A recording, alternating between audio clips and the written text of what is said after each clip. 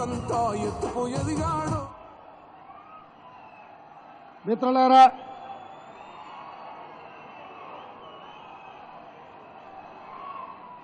శ్రీమతి సోనియా గాంధీ, శ్రీ మల్లికార్జున్ ఖర్గే గారు, శ్రీ రాహుల్ గాంధీ గారు ఖమ్మం పార్లమెంటు నియోజకవర్గానికి కాంగ్రెస్ పార్టీ అభ్యర్థిగా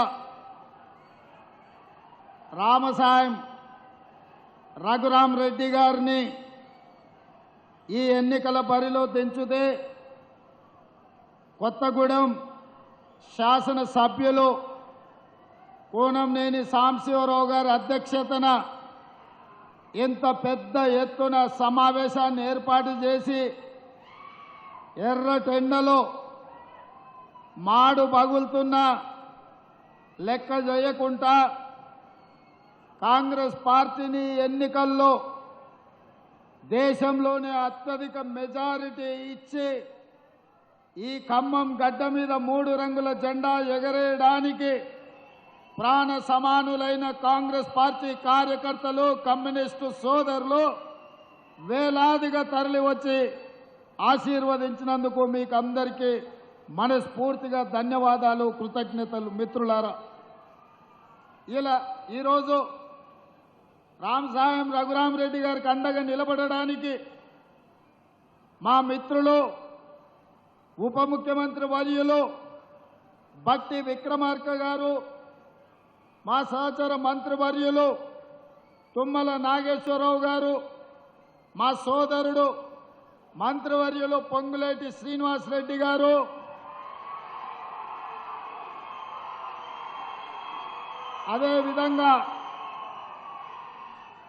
అదేవిధంగా మా ఖమ్మం జిల్లాలో అందరూ శాసన సభ్యులు, మా అక్క మాజీ కేంద్ర మంత్రివర్యులు రాజ్యసభ సభ్యులు శ్రీమతి రేణుకా చౌదరి గారు, అదేవిధంగా రాష్ట్ర నాయకులు, జిల్లా నాయకులు, మండల పార్టీ అధ్యక్షులు, ప్రాణ సమానులైన గ్రామ పార్టీ అధ్యక్షులు, సిపిఎం నాయకులు, సిపిఐ నాయకులు, తెలంగాణ జనసమితి కోదండరాం గారి అభిమానులు అందరూ కలిసి కట్టుగా ఇండియా కూటమిని ఈ దేశంలో అధికారంలోకి తేవాలన్న ఆలోచనతో శ్రీ రాహుల్ గాంధీ గారిని ఈ దేశ ప్రధానమంత్రిని చెయ్యాలన్న ఆలోచనతో ఈరోజు మీరందరూ రావడం సంతోషం. మీ అందరినీ చూసిన తర్వాత నాకు సంపూర్ణమైన నమ్మకం కలిగింది. భారతదేశంలోనే మొదటి ఎన్నికలలో అత్యధిక మెజారిటీ రావి నారాయణ రెడ్డి గారికి వచ్చింది. ఆనాడు పండిత్ జవహర్లాల్ నెహ్రూ గారి కంటే కూడా ఆనాడు రావి నారాయణ రెడ్డి గారికి ఈ నల్లగొండ గడ్డ నుంచి, ఈ వరంగల్ ప్రాంతం నుంచి, తెలంగాణ రాష్ట్రం నుంచి వారిని ఎన్నుకోవడం జరిగింది. ఆ స్ఫూర్తితో ఈనాడు తప్పకుండా దేశంలోని అత్యధిక మెజారిటీ ఇచ్చే పార్లమెంటు నియోజకవర్గంగా ఖమ్మం పార్లమెంటు నియోజకవర్గం చరిత్రలో నిలబడబోతుంది. మా ఖమ్మం సోదరులందరికీ కూడా మనస్ఫూర్తిగా నేను ధన్యవాదాలు, కృతజ్ఞతలు తెలియజేస్తున్నా. మిత్రులారా, ఖమ్మం జిల్లాకు ఒక గొప్ప చరిత్ర ఉన్నది, ఒక గొప్ప పోరాట పటిమ ఉన్నది. ఏ చైతన్యమైనా, ఏ రైతు కూలీ సమస్యల మీద పోరాటమైనా, రైతుల హక్కుల మీద, కార్మికుల హక్కుల మీద ప్రపంచానికే ముందు నిలబడి ఈ ఖమ్మం జిల్లానే కొట్లాడుతుంది. ఆనాడు 69 తెలంగాణ ఉద్యమం ఈ ఖమ్మం పాల్వంచ నుంచే మొదలై ఆనాడు మీ బిడ్డ రవీంద్రనాథ్ అనే వ్యక్తి మొట్టమొదట తెలంగాణ ఉద్యమం కోసం పునాదులేసి జై తెలంగాణ నినాదాన్ని ఈ ప్రపంచానికి వినిపించిన ప్రాంతం పాల్వంచ ఖమ్మం జిల్లా.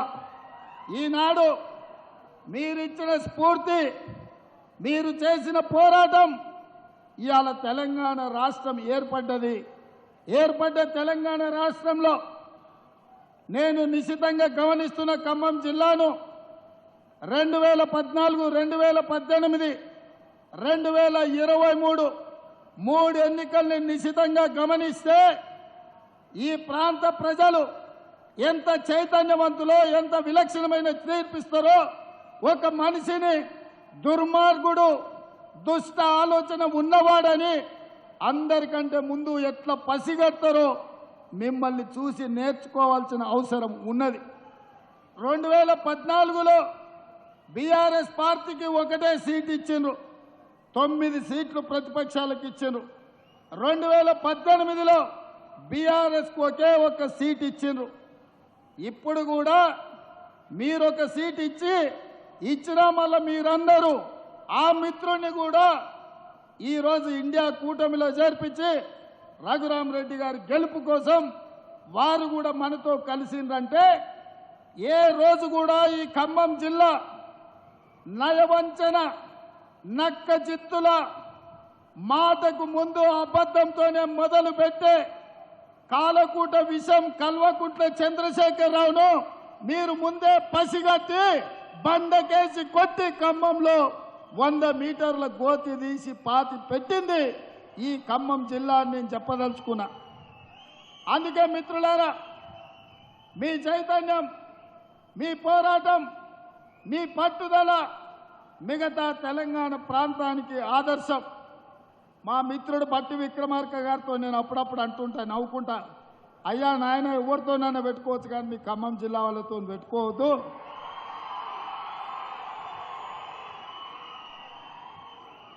ఎందుకంటే ఎంత దూరమైనా మీరు అనుకున్న దానికోసం కొట్లాడతారు. అందుకే నేను ఎప్పుడు కూడా ఖమ్మం జిల్లా రాజకీయాలలో ఎక్కువ తల దూచకుండా దగ్గరగా ఉన్నట్టే ఉండి దూరంగా ఉండి నమస్కారం పెడుతుంటా.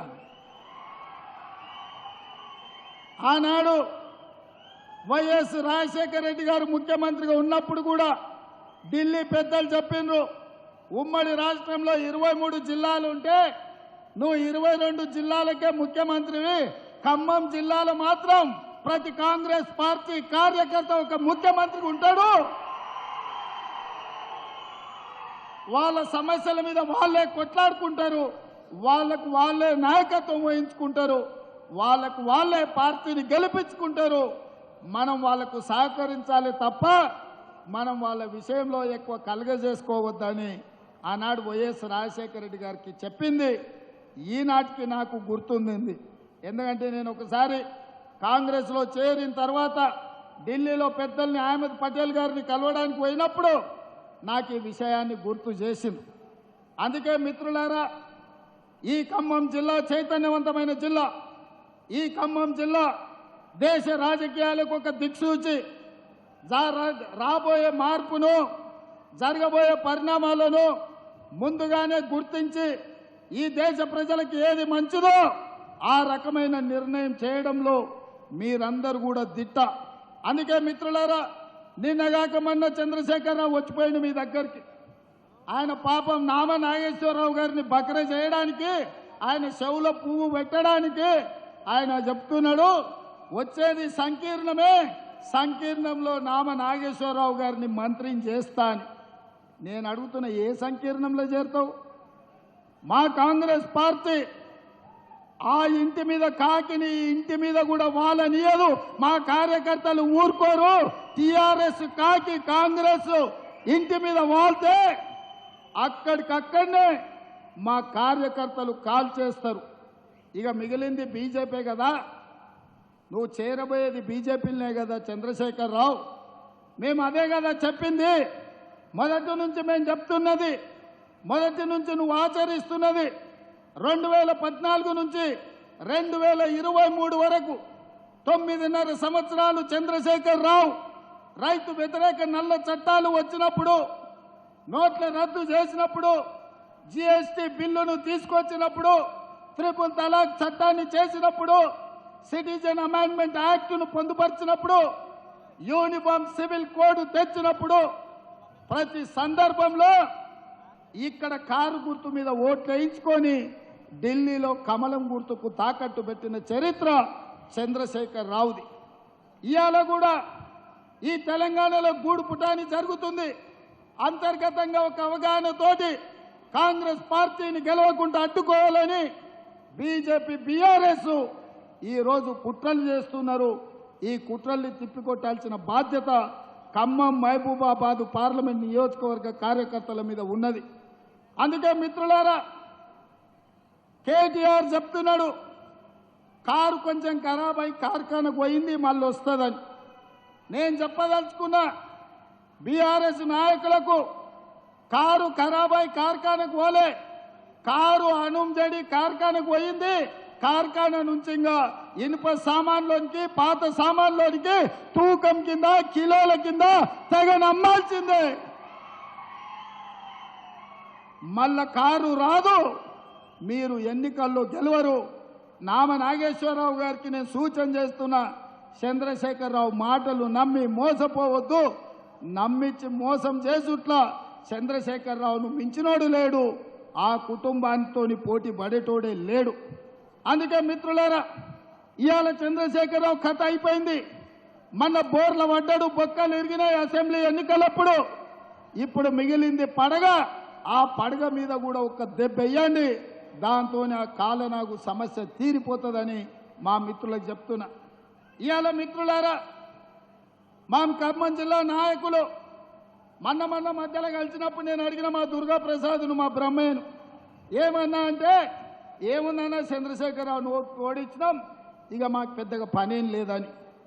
మా సోదరులు నేను ఒక మాట చెప్తున్నా, డిసెంబర్ 3 తారీఖు నాడు వచ్చిన ఫలితాలు సెమీఫైనల్స్ మాత్రమే. ఆ సెమీఫైనల్స్లో కాంగ్రెస్ టీము బీఆర్ఎస్ టీమును కల్వకుంట్ల చంద్రశేఖరరావును నడుగు ఇరగొట్టిండ్రు. ఇవాళ మే 13 తారీఖు నాడు జరగబోయే ఎన్నికలు ఫైనల్స్. ఆ ఫైనల్స్ లో Telangana team versus Gujarat team. ఆ టీంకు నరేంద్ర మోడీ నాయకత్వం వహిస్తే తెలంగాణ టీంకు రాహుల్ గాంధీ గారు నాయకత్వం వహించబోతున్నారు.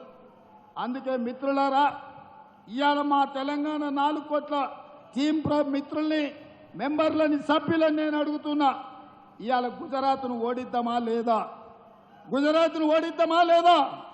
గుజరాత్ను ఓడిద్దామా లేదా? మన తెలంగాణను గెలిపించుకుందామా లేదా?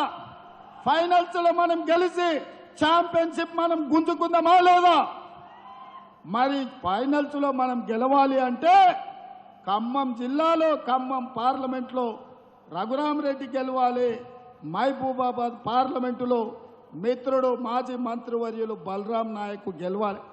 వాళ్ళు గెలవాలని మేము పైనుంచి కోరుకుంటాం, కానీ గెలిపించేది మాత్రం మీరే మిత్రులారా. మీ రక్తాన్ని చెమటగా మార్చి, చెమటను దారపోసి, భుజాలు కాయలు కాసేలాగా 3 రంగుల జెండాను మోసి రేపు ఎన్నికల్లో లక్షలాది మెజార్టీతోని కాంగ్రెస్ పార్టీ గెలవాలి అంటే మళ్ళీ మీరే కథన రంగంలో దిగాలి, మీరే కార్యోన్ముఖులై ముందుకు నడవాలి. అప్పుడే మహబూబాబాద్లో బలరాం నాయక్, ఖమ్మం పార్లమెంటులో రఘురామరెడ్డి గారు లక్షలాది మెజార్టీతో గెలుస్తారని చెప్పి నేను ఈ సందర్భంగా తెలియజేస్తున్న మిత్రులారా. ఇవాళ చంద్రశేఖరరావు అంటున్నాడు కాంగ్రెస్ దిగిపోవాలని. నేను అంటున్న చంద్రశేఖరరావు, నీ మెదడేమన్నా దొబ్బిందా అని. ఎందుకంటే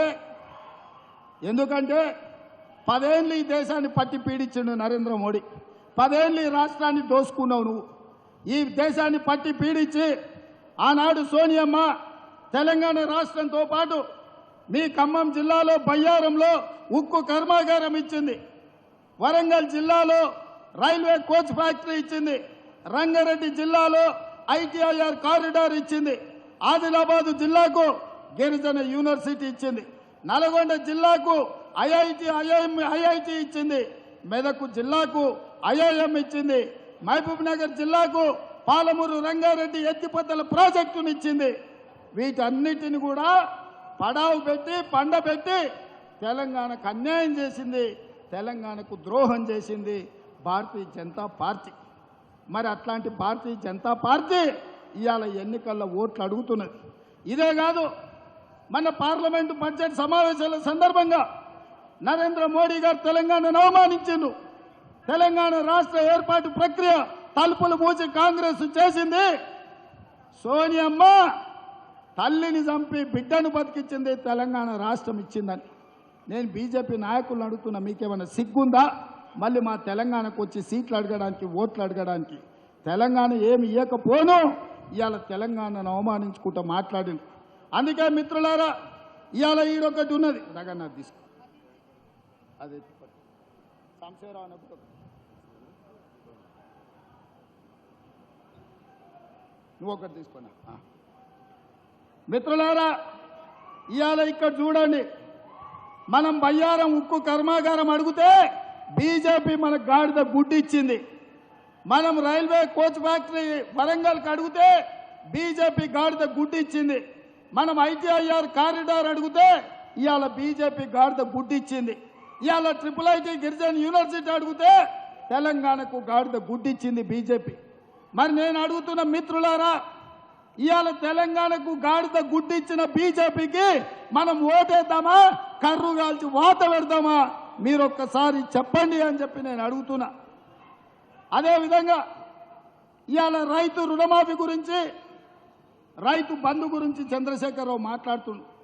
మరి చంద్రశేఖరరావు మతుండు మాట్లాడుతుండో, మందేసి మాట్లాడుతుండో నాకైతే అర్థం కాలే. వేసినాక దిగినాక మాట్లాడుతుండో, వేసే ముందు మాట్లాడుతుండో. రైతు బంధు పథకం వేస్తలేరని ఓ సన్నాసోడా, సోయలేనోడా, చవట, దద్దమ్మ, దిక్కుమాలినోడా, దివానగా నువ్వు దిగిపోయినాడు మా బట్టి విక్రమార్క గారి చేతిలో 7 లక్షల కోట్ల రూపాయల అప్పుతోని దివాలా తీసిన సంసారం మొత్తం దివాలా తీసి నెత్తి మీద 7 లక్షల అప్పు పెట్టినావు. ఆయన గట్టోడు కాబట్టి బట్టి ఎట్లో గట్ల తట్టుకొని ప్రతి నెల 1వ తారీఖు నాడు జీతాలు ఇస్తున్నాడు, పెన్షన్లు ఇస్తున్నాడు. ఆయన చేసిన అప్పులకు, ఆయన పెట్టిన ఉద్దరలకు 5,000 కోట్లు నువ్వు చేసిన అప్పులకు కట్టిండు. 27,000 కోట్ల రూపాయలు బ్యాంకులకు చెల్లించిండు. ఇవాళ ఆల్రెడీ 69 లక్షల మంది రైతులుంటే 64 లక్షల మంది రైతులకు రైతు భరోసా పథకంలో వాళ్ళ ఖాతాల పైసలు వేసిండు. ఇక మిగిలింది 4 లక్షల మంది రైతులే. మిత్రులారా, మీరు రాసుకోండి. ఈ తెలంగాణ రాష్ట్రంలో కాంగ్రెస్ వచ్చిన తర్వాత రైతు భరోసా పథకంలో 7,500 కోట్లలో 69 లక్షల మంది ఉంటే ఆల్రెడీ 65 లక్షల మందికి రైతు భరోసా పథకం వేసినాం. మిగతా 4 లక్షలకు ఈ నెల 8 తారీఖు లోపల ప్రతి చివరి రైతు వరకు, ఆఖరి వరకు ఉన్న వాళ్లకు అందరికీ రైతు భరోసా పథకాన్ని, మిగిలిన బకాయిలను చెల్లించే బాధ్యత మాది. ఒక పక్కన జీతాలు ఇచ్చుకుంటూ అంగన్వాడీ వర్కర్లు, ఆశా వర్కర్లు, బడులలో మధ్యాహ్నం భోజనం వండే వర్కర్స్ నుంచి ప్రతి వాళ్లకు ప్రతి నెల 1వ తారీఖు నాడు జీతాలు ఇస్తూ నువ్వు నెత్తి మీద పెట్టిన కుంపటి 7 లక్షల కోట్ల అప్పుకు 27,000 కోట్ల రూపాయలు మెత్తి కట్టుకుంటూనే మా రైతుల పట్ల ప్రేమ ఉన్న మేము 150 రోజులు తిరిగే లోపలనే 7,500 కోట్ల రూపాయలు ప్రతి చివరి రైతు వరకు రైతు భరోసా పథకాన్ని అమలు చేస్తున్నాం. ఈ సన్నాసి సోయి లేకుండా వచ్చి కేసీఆర్ దిగిపోయిండు, రైతు భరోసా ఆగిపోయింది అంటాడు. వస్తావా నువ్వు? మే 9 తారీఖు నాడు అమరవీరుల స్తూపం ఉంది, చర్చ పెడతాం. అమరవీరుల స్తూపం సాక్షిగా ఈ రాష్ట్రంలో ఎవరికైనా, ఏ రైతుకైనా, అది ఖమ్మం కావచ్చు, కొత్తగూడెం కావచ్చు, ఆదిలాబాద్ కావచ్చు, అలంపూర్ కావచ్చు, అచ్చంపేట కావచ్చు, కొడంగల్ కావచ్చు, లేకపోతే మదిర కావచ్చు, ఏ రైతుకైనా ఈ నెల 9 తారీఖు లోపల ఏ ఒక్క రైతుకైనా బకాయి ఉంటే నేను సవాలు చేస్తున్నా, అమరవీరుల స్తూపం ముందు ముక్కు నేలకు రాసి క్షమాపణ చెప్తా. ఒకవేళ అందరు రైతులకు రైతు భరోసా పథకంలో నిధులు వస్తే నీ ముక్కు నేలకు రాసి క్షమాపణ చెప్తావు ఆ చంద్రశేఖరరావు అని నేను అడుగుతున్నా.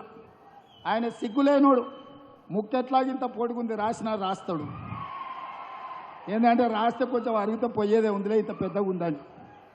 అట్లాంటోడు ఈరోజు ఈ రాష్ట్రంలో మనకు ప్రధాన ప్రతిపక్ష నాయకుడు ఉన్నాడు. అది మన దురదృష్టం. ఇదే కాకుండా అల్లుడు రైతు రుణమాఫీ ఎప్పుడు చేస్తామని నేను ఆ సన్నాయోనికి చెప్పిన 15 ఆగస్టు లోపల చేస్తారా భయ్, నువ్వు చేసిన అప్పులు కడుతున్నా జర కూడా తీసుకోవాలి సంసారాన్ని కడతా అని. నువ్వు 15 ఆగస్టు లోపల చేస్తే నేను రాజీనామా చేస్తే సవాల్ అన్నాడు. సరే మంచిది, రాజీనామా పత్రం జేబులో పెట్టుకో అని మన సిద్దిపేట పోయి చెప్పిన. ఈ సిద్దిపేటకు శనీశ్వరరావు పట్టుకున్నాడు, 15 ఆగస్టు లోపల వదిలిస్తాను. ఇప్పుడు కూడా కొత్తగూడెం నుంచి ఈ శనీశ్వరరావుకు సూటిగా సవాలు విసురుతున్నా, సూటిగా సమాధానం చెప్తున్నా. 15 ఆగస్టు లోపల భద్రాచలం రాముల వారి సాక్షిగా రైతులకు తెలంగాణ రాష్ట్రంలో 2 లక్షల రూపాయల రుణమాఫీ చేసి ఈ రాష్ట్రానికి పట్టిన చీడ పీడ శనీశ్వరరావును సిద్దిపేటలోనే పాతరేసే విధంగా రైతు రుణమాఫీ చేసే బాధ్యత నేను తీసుకుంటా. నువ్వు మాట మీద ఉండే మనిషివే అయితే దూలం లెక్క పెరిగిండు, కానీ దూడకున్న బుద్ధి కూడా హరీష్ రావుకు లేదు.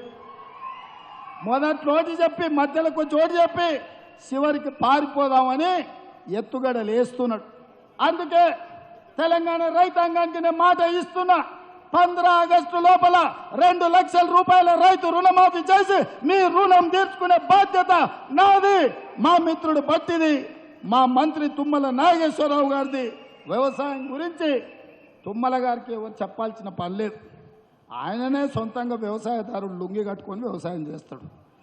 గెలిస్తే సేవ చేస్తాడు, లేకపోతే వ్యవసాయం చేస్తాడు. అవునా? ఆయన కంటే ఎవరికైనా వ్యవసాయం గురించి తెలుసా? తాతకు దగ్గు నేర్పుతున్నాడు ఒకడొకడు వచ్చి వ్యవసాయం గురించి. అందుకే మిత్రులారా, ఆసరా పెన్షన్లు, అందరికి ఆసరా పెన్షన్లు కూడా ఈ 9 తారీఖు లోపల అందరి ఖాతాలో పడతాయి. ఇవాళ దింపుడుగల్ల మాస చంద్రశేఖరరావుది పుట్టి పిల్లి శాపనార్థాలకు పుట్టిది ఎగిపడదు అన్నట్టు రైతు భరోసా పుల్లనన్న పెడితే ఓట్లు వస్తాయేమో, విద్యుత్ కోతలని అబద్ధాలు చెప్తే కోతల రాయుడి కింద కోస్తే ఏమైనా ఓట్లు వస్తాయేమో, ఆసరా పెన్షన్ వస్తలేదని అబద్ధాలతో బతకాలని అనుకుంటున్నాడు. నీకే అవకాశం లేదు చంద్రశేఖరరావు, నీ పని అయిపోయింది. నీకు దింపుడుగల్ల మాస కూడా ఉపయోగం లేదు. ఏమున్నా బీఆర్ఎస్ పార్టీ కాటికి పోవాల్సిందే. కారు గుర్తు అనే దానికి తెలంగాణ సమాజంలో తావు లేదు. అన్ని సమస్యల్ని పరిష్కరించే బాధ్యత మేము తీసుకుంటామని మిత్రులకు నేను అందరు తెలియజేస్తున్నా. ఇక బీజేపీ నేను చెప్తానే ఉన్నా, 400 సీట్లు ఇస్తే రాజ్యాంగాన్ని మారుస్తారు, రిజర్వేషన్లను రద్దు చేస్తారు. అందుకే 400 సీట్లు అడిగితే వాళ్ళు అడుగుతున్నారని. నిన్న మన కిషన్ రెడ్డి బండి సంజయ్ అన్నాడు, రాజ్యాంగం మారుస్తామని ఎవడన్నా అంటే వాడిని చెప్పుతో కొట్టాలని. నేను ఇప్పుడు ఈ వేదిక మీద నుంచి బండి సంజయ్ కిషన్ రెడ్డి గారిని అడుగుతున్నా, భారతీయ జనతా పార్టీ జాతీయ ప్రధాన కార్యదర్శి దుష్యంత్ కుమార్ గౌతమ్ అనే వ్యక్తి మీ భారతీయ జనతా పార్టీ ప్రధాన కార్యదర్శి జాతీయ స్థాయిలో ప్రభుత్వం వచ్చిన వెంబడే రాజ్యాంగంలో ఉన్న ప్రియాంబుల్లోనే మార్పులు చేస్తాం, రాజ్యాంగాన్ని మారుస్తామని నిన్న ఇంటర్వ్యూ ఇచ్చిండు. ఈనాడు పేపర్లో ప్రముఖంగా తాటికాయంత అక్షరాలతో వచ్చింది. ఇన్నాళ్ళు నేను చెప్పింది, నేను చేసిన ఆరోపణను మీ బీజేపీ జాతీయ ప్రధాన కార్యదర్శి దుష్యంత్ కుమార్ గౌతమ్ స్పష్టంగా అధికారికంగా బీజేపీ అధికారంలోకి వచ్చిన వెంబడే రాజ్యాంగాన్ని మారుస్తామన్నాడు. ఇప్పుడు ఎవరిని చెప్పు తీసుకొని కొట్టాలని గుండు నేను అడుగుతున్నా. ఇవాళ నిజామాబాద్లో గుండు ఉన్నాడు, కరీంనగర్లో అరగుండు ఉన్నాడు. ఇక అపర మేధావి కిషన్ రెడ్డి నేను అడుగుతున్నా, మీ ప్రధాన కార్యదర్శి రాజ్యాంగాన్ని మారుస్తామన్నాడు కదా, అబద్ధాలు చెప్పినందుకు మిమ్మల్ని కొట్టాలనా, రాజ్యాంగం మారుస్తా అన్నందుకు మీ ప్రధాన కార్యదర్శిని కొట్టాలనా మీరే నిర్ణయించండి. అందుకే మిత్రులారా, ముఖ్యంగా దళితులకు, గిరిజనులకు, బలహీన వర్గాలకు ఎస్సీ ఎస్టీ బీసీ రిజర్వేషన్లు రద్దు చేయడానికి కుట్ర జరుగుతుంది. రాజ్యాంగాన్ని మారవాలని బీజేపీ ప్రణాళికలు వేస్తుంది. మీ రాజ్యాంగం రద్దు కాబోతుంది, మీకు ఇచ్చే రిజర్వేషన్లను తొలగించబోతున్నారు. ఇవాళ మనం బీజేపీకి ఓటేస్తే మన రిజర్వేషన్లు రద్దు అవుతాయి. ఇవాళ కాంగ్రెస్ను గెలిపిస్తే మన రిజర్వేషన్లు ఇంకా పెరుగుతాయి. అందుకే ఇవాళ ఆలోచన చేయండి, మీరు బీజేపీకి వేసే ప్రతి ఓటు మన రిజర్వేషన్ల మీద పోటుగా మారుతుంది. బీజేపీ మన మెడ మీద ఏలాడుతున్న కత్తి, ఆ కత్తిని తుదబొచ్చించాలి అని అంటే కాంగ్రెస్ పార్టీ గెలవాలి.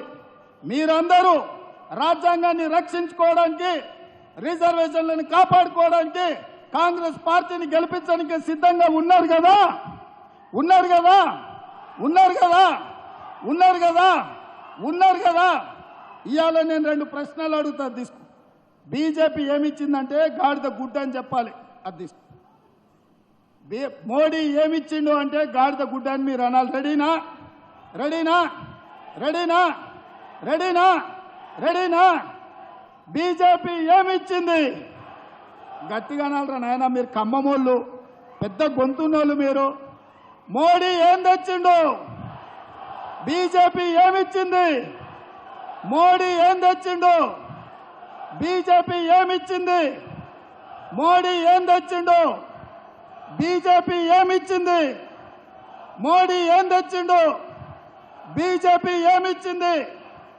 మోడీ ఏం తెచ్చిండు మరి నేను అడుగుతున్న మిత్రులారా తెలంగాణ గాడిద గుడ్డించడానికి కర్రు కాల్చి వాత పెడతారా ఓటేస్తారా కర్రు కాల్చి వాత పెడతారు కదా మరి కాంగ్రెస్ పార్టీని బలరాం నాయక్ను రఘురాం రెడ్డిని 3 లక్షల పైన మెజార్టీతో గెలిపిస్తారా పక్కానా ఏం 3 లక్షలు అంటే మీరు పక్కా అనాలి మరి 3 లక్షలు 3 లక్షలు 3 లక్షలు 3 లక్షలు 3 లక్షలు 3 లక్షలు 3 లక్షలు 3 లక్షలు గట్టిగా అనురా నాన్న ఇంకా గట్టిగా అనాలి మోడీకి వినిపించాలి 3 లక్షలు జై కాంగ్రెస్ జై జై కాంగ్రెస్ హస్తం గుర్తుకే ధన్యవాదాలు సోదరులారా.